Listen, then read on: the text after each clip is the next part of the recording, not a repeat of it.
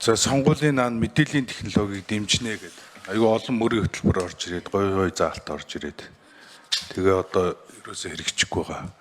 Бачуугар гишүүний санаачлан байгуулсан мэдээллийн технологийн үйлдвэрлэлийг дэмжих түүнийг дагах хуулиуд дээр олон заалт орсон.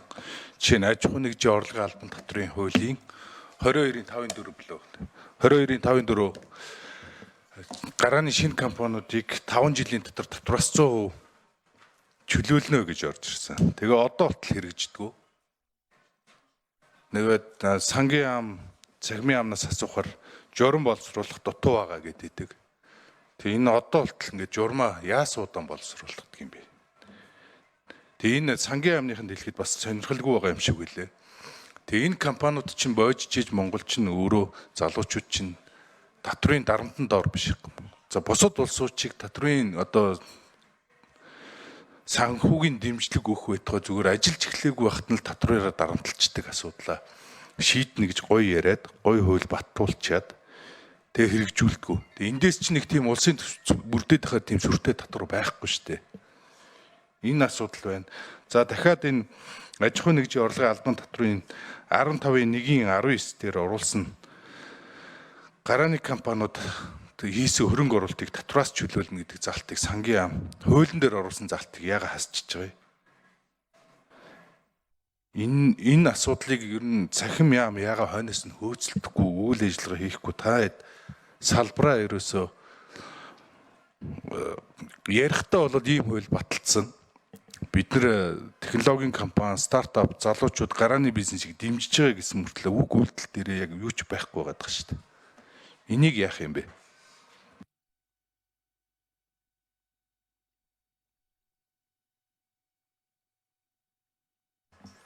За 6 номер хариулъя.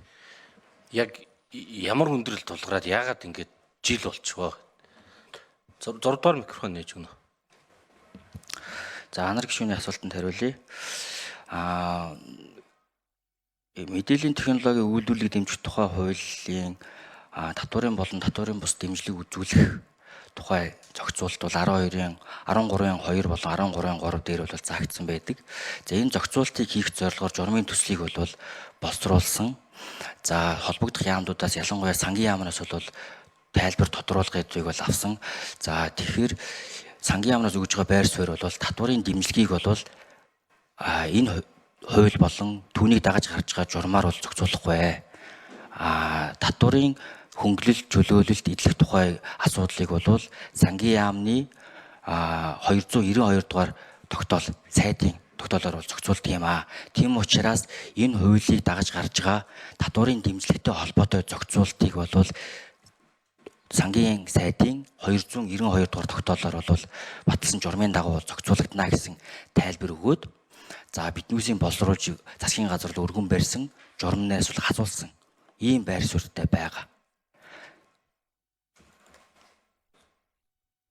Анар гишүүн тодруулна.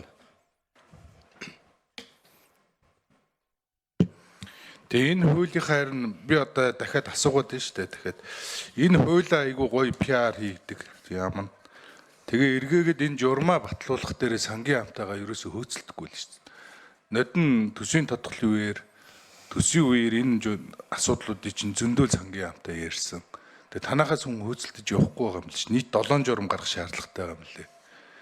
Тэгээ энэ асуудлаа хөөцөлдөж яваагүй сангийн ам 292 дээр нэг хасцсан гэдэг. Энд чи очиод хөөцөлтөө сангийн амдаа танилцуулаад нэг 7 хоног л ажил байлгууд их хүсрээд. Чи хууль биш журам штэ. Тэгээ ингээд нөхцөл байдлаа бол сайн мэдчихэл байгаа. Тэгээ үр дүнд ерөөсө хүрэхгүй ингээд манайх биш сангийн ам гэдэг. Яг эцсийн эцэстээ бол танай яамны хараа журам хуулийг хамгийн гол хийх ёстой ажлаа хойноос нь яага хөөцөлдөхгүй байгаа юм бэ л гэж асуугаад байгаа.